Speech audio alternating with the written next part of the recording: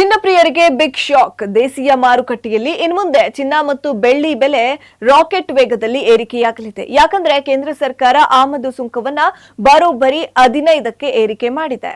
ದೇಶದ ವಿದೇಶಿ ವಿನಿಮಯ ಮೀಸಲು ನಿಧಿ ರಕ್ಷಿಸಲು ಮತ್ತು ರೂಪಾಯಿ ಮೌಲ್ಯದ ಕುಸಿತವನ್ನ ತಡೆಯಲು ಈ ಕಠಿಣ ಕ್ರಮವನ್ನ ಕೈಗೊಳ್ಳಲಾಗಿದೆ. ಅನಗತ್ಯ ಚಿನ್ನದ ಖರೀದಿಯನ್ನ ಕನಿಷ್ಠ 1 ವರ್ಷ ಮುಂದೂಡಿ ಎಂದು ಮೋದಿ ನೀಡಿದ ಕರೆ ಬೆನ್ನಲ್ಲೇ ಈ ಬದಲಾವಣೆ ಬಂದಿದೆ. ಈ ಹಿಂದೆ 5% ಇದ್ದಂತಹ ಮೂಲ ಕಸ್ಟಮ್ ಸುಂಕ ಈಗ 10% ಏರಿಕೆಯಾಗಿದೆ.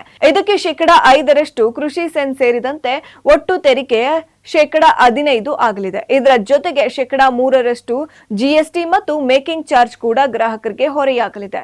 2024ರ ಬಜೆಟ್ನಲ್ಲಿ ಸ್ಮಗ್ಲಿಂಗ್ ತಡೆಯುವುದಕ್ಕೆ 6% ಇಳಿಸಲಾಗಿತ್ತು. ಆದ್ರೆ 2025ರಲ್ಲಿ ಚಿನ್ನದ ಆಮದು ಬಿಲ್ 5.62 ಲಕ್ಷ ಕೋಟಿ ರೂಪಾಯಿಗೆ ತಲುಪಿದ್ದು ಸರ್ಕಾರವನ್ನ ಇಂತಹ ನಿರ್ಧಾರಕ್ಕೆ ತಳ್ಳಿದೆ. ಮುಂದಿನ ಹಬ್ಬ ಮತ್ತು ಮದುವೆ ಸೀಸನ್ನಲ್ಲಿ ಆಭರಣ ಕೊಳ್ಳುವವರು ಇದು ದೊಡ್ಡ ಹೊರೆಯಾಗಿದೆ.